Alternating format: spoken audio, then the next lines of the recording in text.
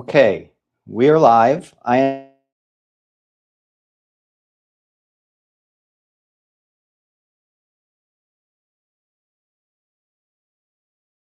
a personal injury and business lawyer. This is Coffee with a Lawyer. This is your opportunity to ask your legal questions for free.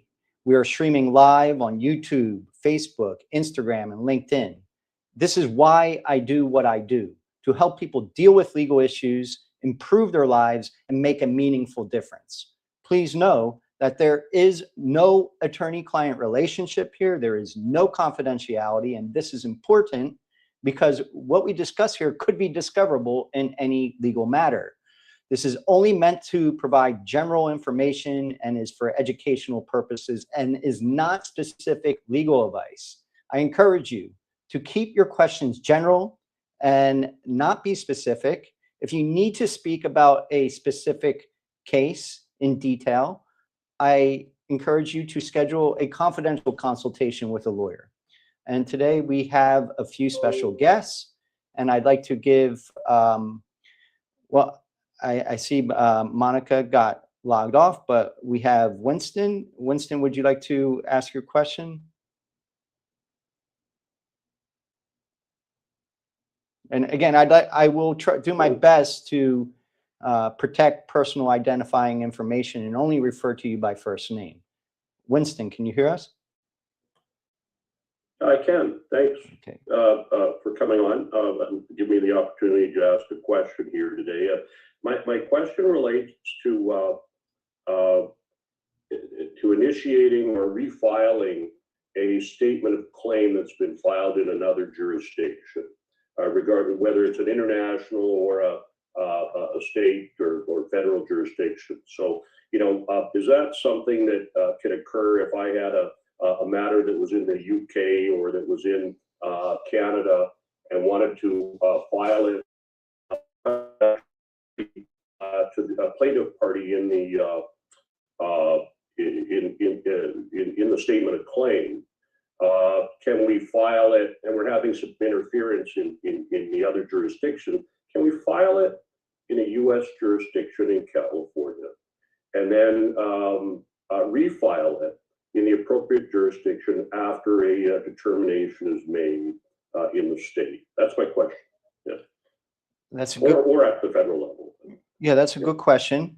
We're talking about now the concept of res judicata. Has the matter been decided?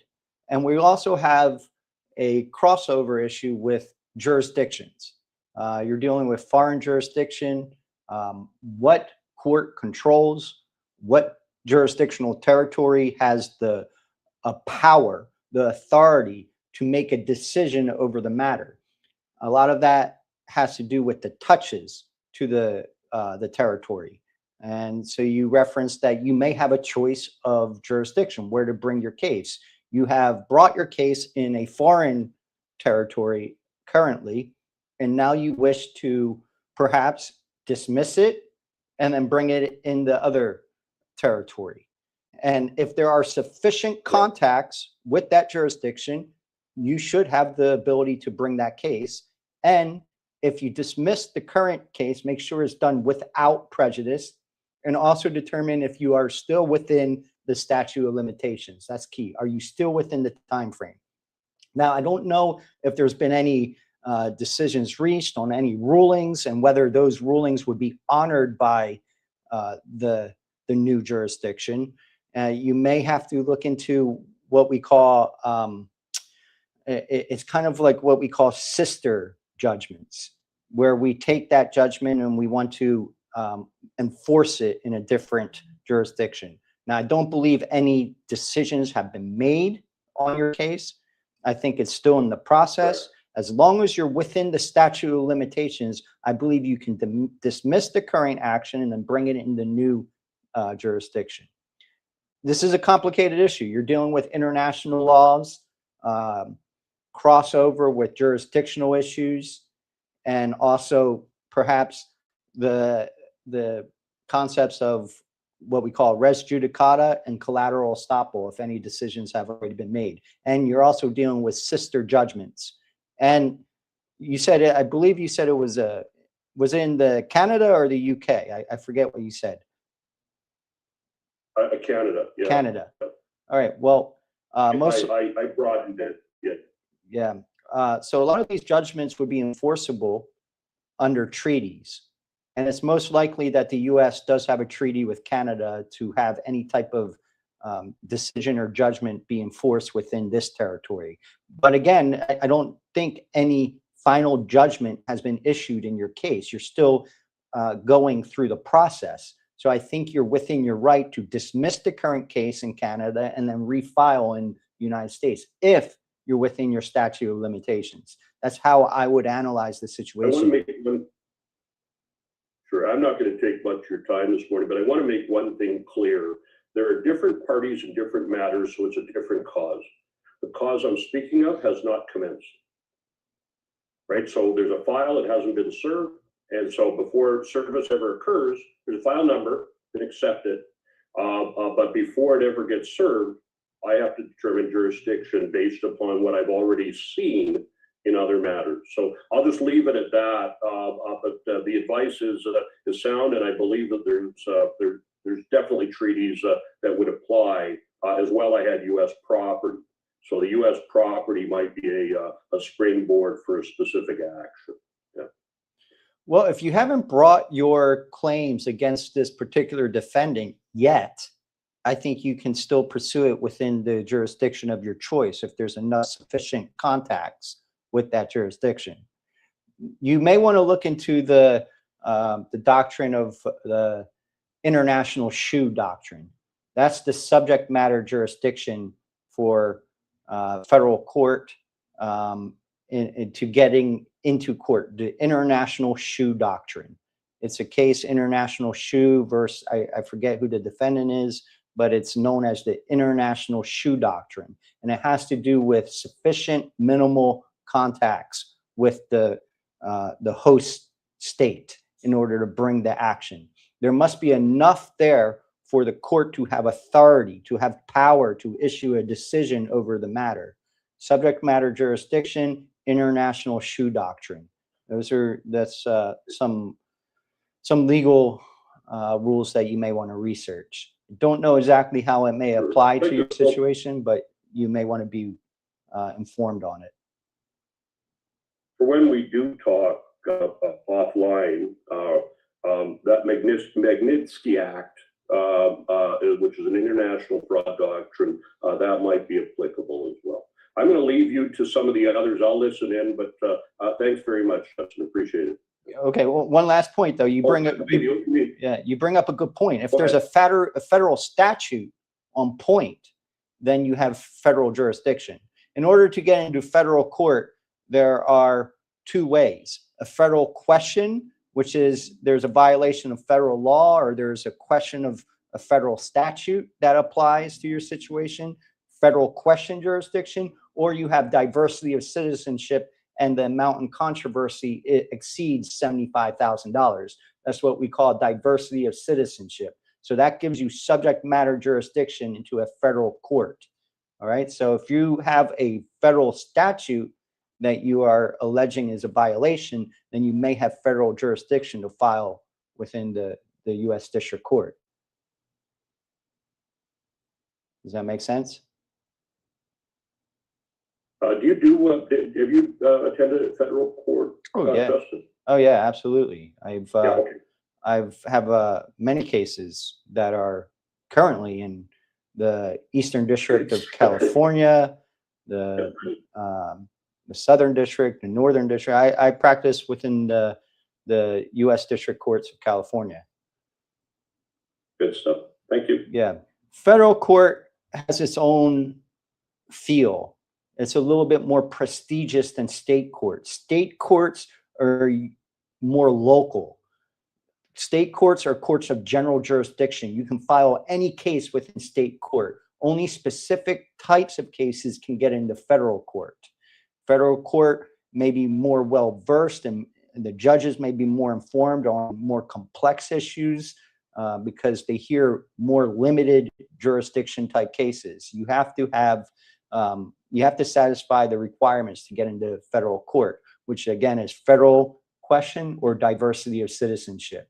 Whereas a state court, if there's enough sufficient touches to that state jurisdiction, they hear all matters.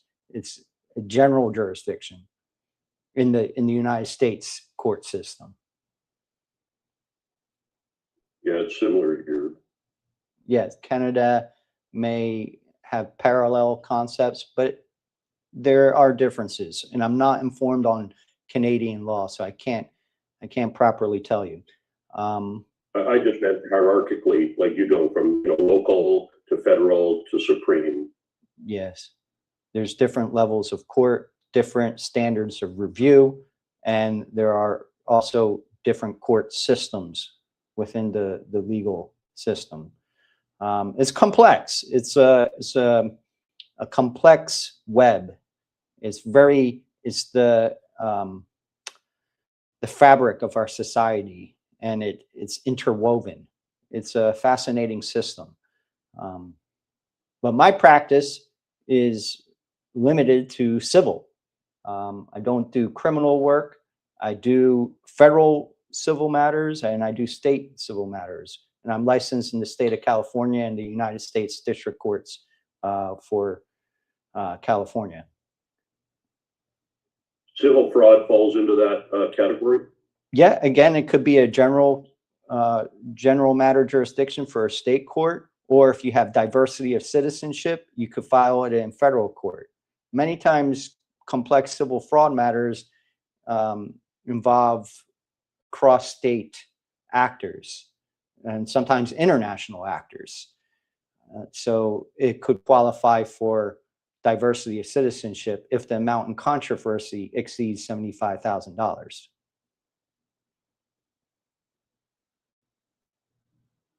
Yeah, we're well beyond that. Okay, all right. That's good enough for me, Justin. Thank you. All right. Well, thank you, Winston, for signing on. And Jared, how are you? I'd like to give you the opportunity to ask any question or discuss any topic you may have.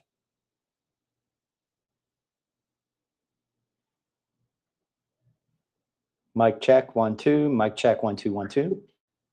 Mic check. Hello, Jared. Good morning. Yeah. Justin, how are you doing today? I'm doing well. Thank you for signing on. Yeah, thank you again for holding these Monday talks, even on holidays. Yeah, well, I know it's a court holiday today, I believe. President's Day, so I want to wish you a happy holiday. Yes. Likewise, too. So I had a couple different questions. Jumping in, I did a government claim for damages, and I was basically told that it is the issue with the state per se. Now, let's say I figured out how to do the state claim, but if the state rejects it, how would you per se go about, can you sue the state, or would they basically, if they reject your government claim, give you standing to sue the state? Yes. Well, you need a rejection in order to file a lawsuit, or it is deemed rejected by operation of law if they do not respond within a timely manner, which I believe is 6 months from the date that you present your claim notice. And again, you have to present that claim notice within 6 months from the incident. Now, that could have been told if there's some doctrines that apply, such as the discovery rule or a continuous violation, but you want to be within your time periods because you just want to avoid having to make those arguments. And you do not want to give the public entity a defense of saying that you didn't present a proper claim notice.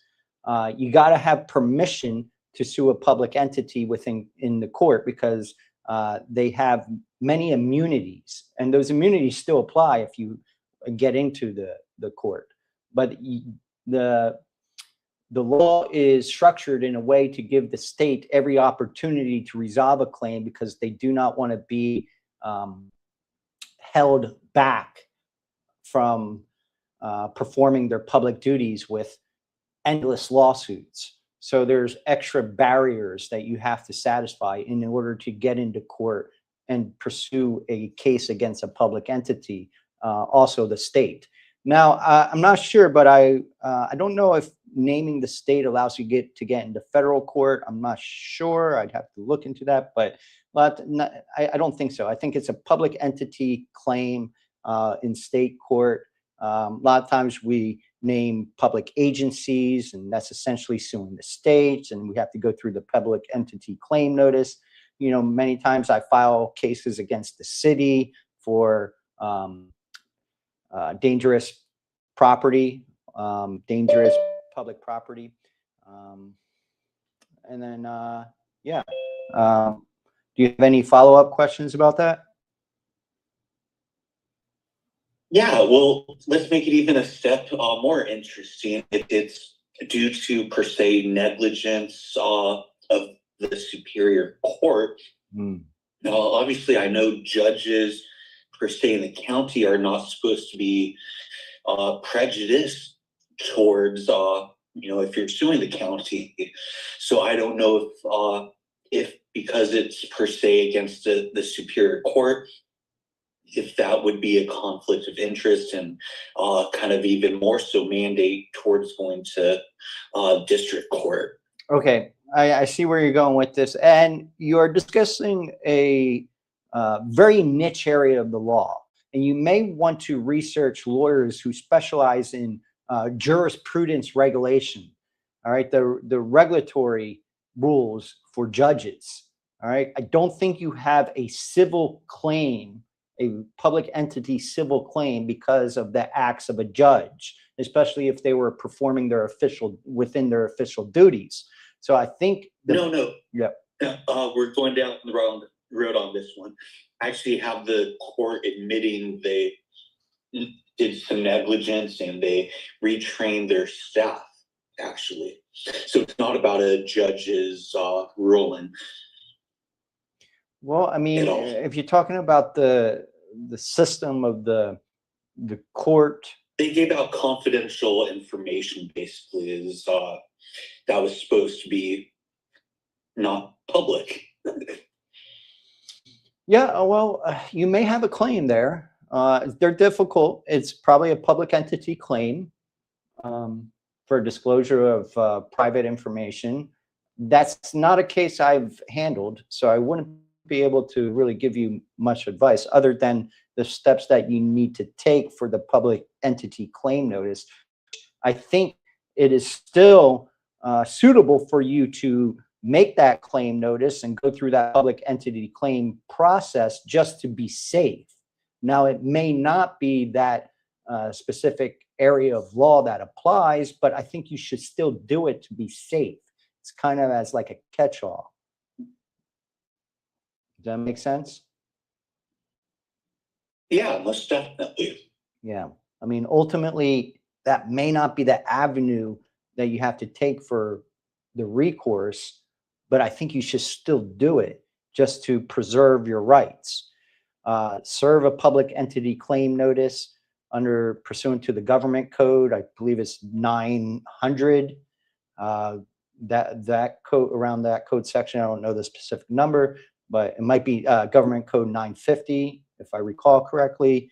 But you want to refer something like that sounds correct. Yeah. But you want to satisfy the requirements for a claim notice and have the public entity review it under that statute. And so they respond with a rejection, or they have to continue to evaluate it, or they don't respond, and then you have operational law, just so you have that foundation to get into court. And if that's the avenue you take. I mean, for many different violations of law, there's different avenues you can take. I mean, it might be an administrative course of action, if that applies. Or you want to try and get into the court. What do you mean? What do you mean by administrative action? Well, if you could kindly elaborate. Yeah, and for instance, for certain actions, you have to exhaust your administrative remedies before you can pursue your legal rights in court. And I don't think that applies in your situation. Many times that applies maybe with the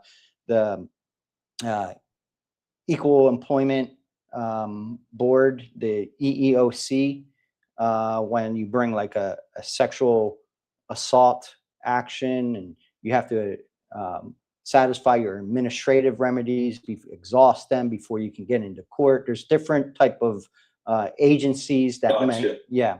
I don't think that's your case here.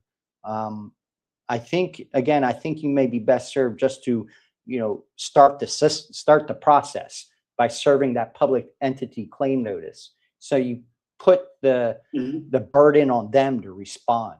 And maybe they may respond and just say, Right. They may say your public entity claim notice is deficient. I've had, you just want to start that process and you want to make sure you preserve your rights. And whenever you're dealing with a public entity, it triggers a heightened scrutiny. So you just want to, do everything you can to preserve your rights. And that means complying with the government code and serving that claim notice form. And there's really no set specific form other than the government code. You have to follow the requirements of the government code. Now, there may be some templates, and some departments or agencies may have their customized template form that they use, and it's ideal to use those forms. But really, what really controls is the government code. You can write a letter, customize your own letter as long as it satisfies the requirements of the government code. Random question. This isn't this really scenario in my case, because basically I presented it to the county and the county rejected it and stated basically this is a state claim. So if the 6 months had passed, per se, while I was waiting on the county's response before then going to the state, would that now not be timely for going to the wrong entity? That's not the case here, but it seemed interesting. Yes, and we encounter that situation regularly. So we serve public entity claim notices to as many entities as we think may apply. So yes, you're correct. If you serve it to the wrong entity, it doesn't toll your deadline. It doesn't preserve it. You have to serve it to the right entity. And it's a wild goose chase. They do not make it easy. It's very difficult to find out what agencies have control of whatever the situation is. They don't just publish it online because they don't want people to know. They make it very difficult to pursue your rights against a public entity. It's very difficult. Yeah, it's very difficult. It's not easy. Yeah. And even in this scenario, I'll give it's interesting how, per se, a sheriff, a bailiff, would, per se, put something that's supposed to be confidential in a public section, but in their performance is essentially an administrative action under the state, per se, being a county employee as the sheriff. Yes. So, yeah, you're correct. And you want to look at state employees in the course of their employment. And there's code directly on point. I do see there's a hand up, but that is, you want to look into that. State public employees and holding the state entity responsible for the acts of their employee. I do want to acknowledge, I see Jay has his hand up. And I believe, Jay, you may be a newcomer here. Can you hear us? Mic check.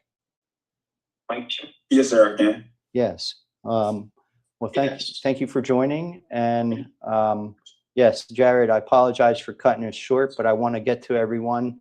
And I think we discussed in depth your situation. Jay, I'd like to give you the opportunity to ask any question or topic you may have. Yes, sir. So thank you for giving me the time to talk with you. But I'm a pro se litigant here in Los Angeles, California, and I just want to know your thoughts and opinions about my situation that I'm currently in. I'm a Well, before you in get started, 2020 because I know you signed on a little bit later, and I just need to give the disclaimer that this is not confidential here.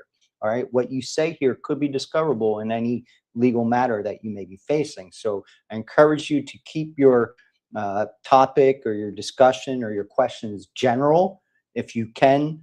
Okay. Not reveal any specifics. That would be best. We can talk in hypotheticals, but this is for your own protection. There is no confidentiality here. There is no attorney-client privilege. This is just for educational purposes. So I just have to give that disclaimer because it's a very important.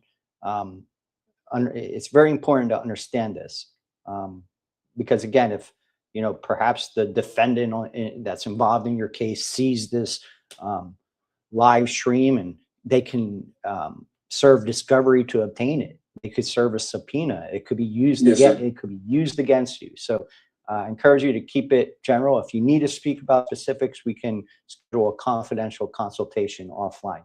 But go ahead and proceed. Yes, sir. Okay, so I just want to know your thoughts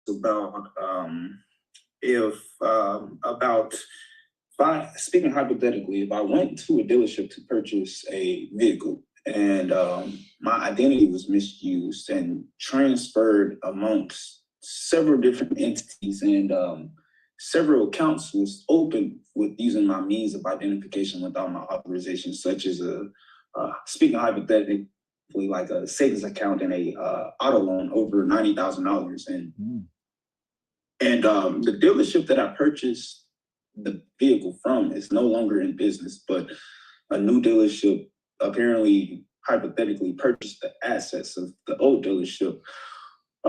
Would they possibly be liable for anything in the sense of obtaining my personal identification information and personally using it like within their company?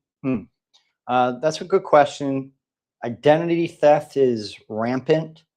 There is many different type of fraud that is going on nowadays. I will say protecting your identity is very important. I do believe you have to start engaging in a course of writing correspondence, disputing the charge, the underlying charge, before you can really bring any action against the assignee. Essentially, this new dealership is an assignee. Somehow they have acquired the rights to a debt. And that's through an assignment contract, usually. If an old dealership went out of business and the new dealership contracted to acquire their assets, including their the debts owed to them, that's under an assignment contract. But you have to attack the underlying debt, and you have to engage in a course of correspondence by disputing it and supporting evidence of how it is not legitimate. And I think it's more important that you also start writing to the credit agencies to make sure it's not reported on your credit report. All right. So you just really have to engage in a campaign of writing, memorializing, and constantly disputing this. Ask for proof. Now, there's also a lot of consumer protections, which I don't practice, but there's a lot of consumer protection laws, and you want to be well versed and research those consumer protection laws in the course of collecting a debt. All right, so there's Fair Practices and Fair Debt and Collection Practices Act. You need to research that. You can cite to that and say that they're violating that they don't have proof of a valid debt, that this was subject to fraud, and by them trying to, but you got to give them notice of it. All right, they have to be on notice that what they're attempting to do is wrong. If they have no notice, they're essentially what we call a bona fide party in the law, which means they're innocent. They're a third party a BFP, a bona fide purchaser of this assignee. That's a term you may come across, bona fide. But you want to put them on notice and inform them that what they're doing is improper, and therefore they cannot claim the defense of being bona fide. Make sense? That's how I would go about it. But Perfect. yeah, Yes. I mean, in pro per Yes, is sir. difficult. And I would consult more with Yes, a sir. debt And collections attorney. Sorry to interrupt. Talk over. Sorry. yes, sir. And that's a confusing thing about it. So the dealership, it's they assigned a retail installment sales contract. So they basically sold me the vehicle, but they had someone else and assigned the debt to someone else. And I discovered this 2 years later. So once I started doing my investigation, I learned that my identity was stolen and was misused. I put the creditor on notice, and I put all 3 credit reporting agencies on notice, and I received dispute results back, and all 3 consumer reporting agencies, and including the creditor, ignored the police reports, the FTC affidavits, and the other information that I sent off to them as well. I sent them documentation of the fraudulent membership application that was used to open a bank account. I sent them the fraudulent bank account, and all of them just completely ignored it and continued to report it to my consumer report, which is extremely odd. So when I filed my suit and I served it up on one particular individual, within 3 days of being served, they removed it from my consumer report, which is extremely odd. And other 2 defendants kept on reporting it to my report still to this day. Well, It's a very complex situation. Yeah, I understand. For your own protection, though, I would also encourage you to seek a freeze on your reporting on your credit reports, which means it's an extra layer of security, which means that you can't take out any credit unless there's additional steps that you contact the credit reporting agencies. Sometimes it's online with a specific code.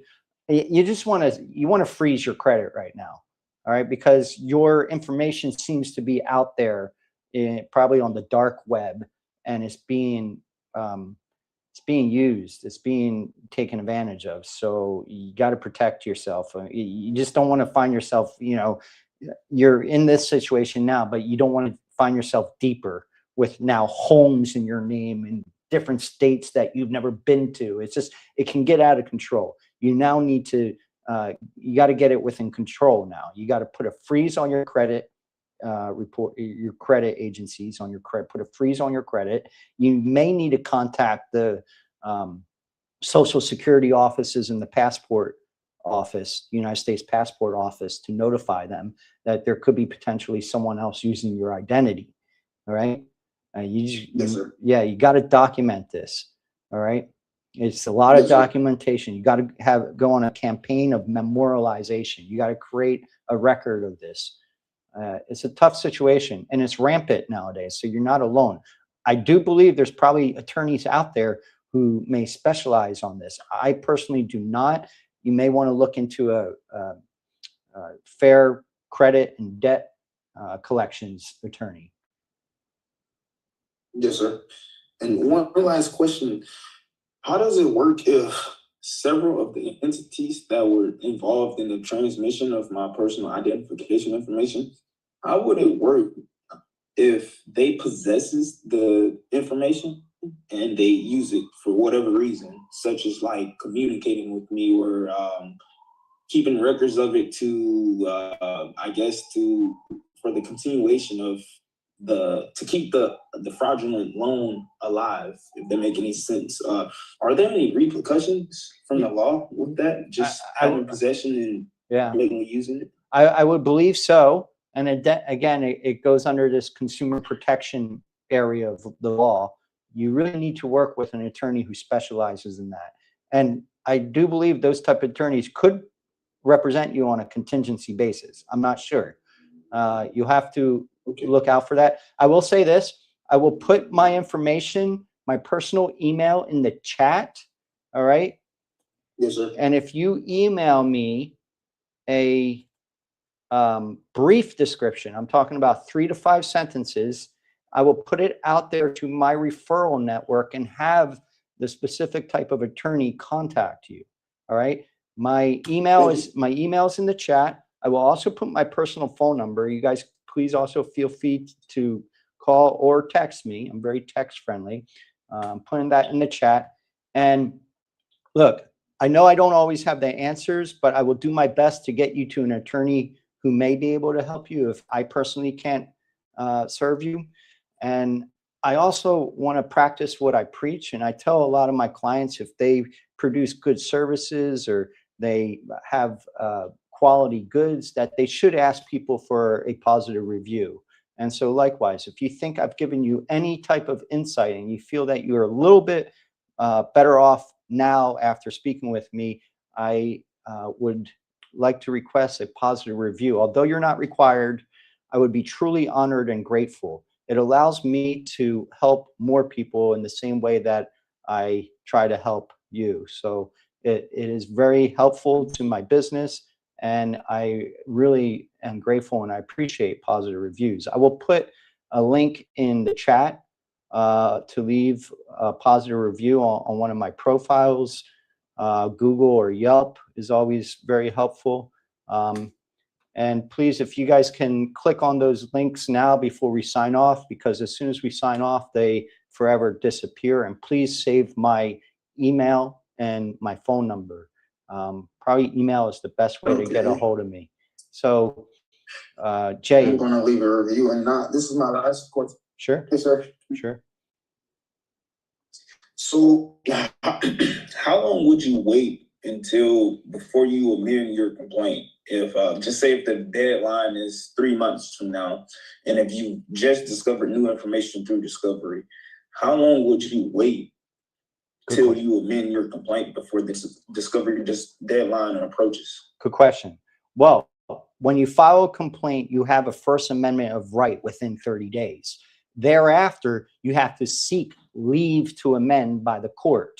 So you have to file a petition to the court requesting the court to grant leave for you to amend the complaint. And with your petition to request leave, attach your amended complaint so the court can review it already. And one of the basis for grounds for granting leave to amend is new discovered facts. So you may be within your right, and it is quite a lenient standard to grant amendment. All right, the courts are highly favorable to amending the complaint to get it right. All right, so I think you'll be successful with leave to amend. It's a very lenient standard, but you must seek leave from the court. You cannot just file an amended complaint if you're outside your period of the First Amendment of right. Make sense? Yes, sir. How does it work if yes, sir, make a lot of sense. How does it work where if I filed my complaint and I realized I left 2 defendants out and I used that First Amendment complaint right to amend my complaint to add in the defendants. Within 3 days of filing the complaint and realizing the error, and I haven't served anyone, no one responded, does that change anything in the sense of amending my complaint in the future? Well, I would have to review your underlying complaint that was filed first, but a lot of times when we draft a complaint, we include what we call DOE defendants, which are those who are currently unknown and could be discoverable later.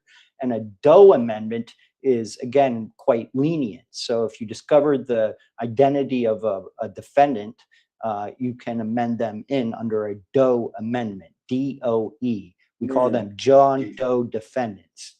But there's a lot of times when we draft our complaint, we have the named parties, and we also include DOE defendants 1 through 99, 1 through 100.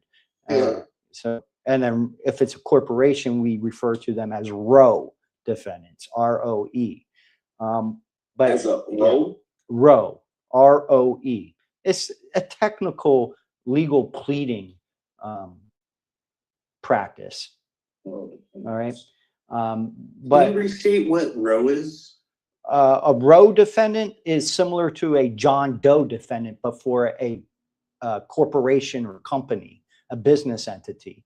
It's just a pleading practice that we use. But again, I think you would be sufficient if you just had John Doe defendants also included in your underlying complaint. It's called a Doe amendment, DOE amendment. And technically, I don't know if it's specifically required under your underlying complaint to actually have these Doe defendants named, but it is good practice to have them. And it also depends on what jurisdiction, because I do believe in federal court cases, you're not allowed to have Doe defendants, whereas in state pleading practice, you can name Doe defendants. It's something I would have to look into, but pleading practice is, again, that's an art. And there's different types of pleading standards in federal court versus state court. There's a difference between notice pleading and fact pleading. Some jurisdiction, you have to plead more specific facts, whereas in other jurisdictions, and I forget the distinction versus state versus federal, you can just provide minimal notice pleadings, just enough to give them notice that a claim exists. But you're under these debt collection practices, I believe they fall under federal law. You would be best served speaking to a fair credit and debt collection attorney, and privacy, identity theft attorney. So please email me, and I will get you to. I will send it out to the referral network, and they can reach out to you directly. And again. Yes, sir. Well, we have to adjourn now. I do like to keep these meetings brief, but we're here every Monday. And I know legal matters are complex, and we can just go, on and on. Another question arises from the last question. I understand that. And that's why I'm here every Monday. The answer is not going to happen, immediately. It will be evolved. Legal matters are complex, and we have to just take the next indicated step. One step at a time, because more will be revealed. And that's why I have these meetings every Monday, so we can stay accountable and make progress. We can use this as your source to stay accountable for your own legal matter, because I understand proceeding in pro per is difficult. You're getting a life education in the practice of law. It's difficult. Yes, sir. Yeah. Everyday learning. Yes, it's very difficult. So that's why I'm here. Report as well, so. Yeah. So what we can do is, I'm here every Monday. We can use this meeting, and maybe I'm not the right attorney to serve you, but we can use this meeting to stay accountable, to focus on what you did well in the past week, what you can do better, and what can you continue to do so you can make progress and achieve the objective and the results that you desire in your legal situation. But just know more will be revealed, and keep tapping into this meeting, because this is a source. Now, I may not have all the answers, Yes, sir. but this will at least focus us to make progress. All right. Yes, sir. I thank you. And last thing, when we first spoke, you said something in regards to the contract. What was the specific contract? Assignment. You said An assignment. Assignment. Most likely there was an assignment of rights involved. All right. Yeah. Right. Okay, perfect. I needed that. All right. Thank you. Well, thank you again. And again, I encourage you to leave a positive review. I'm very grateful. I did. Oh, I appreciate that. And here every Monday, 9 a.m. So I want to thank you for signing on, and wish you a good rest of your week. Take care, take action. And yeah, I look forward to seeing you guys all again next week. Bye for now. Thanks. All right, cheers. Bye. Thank you.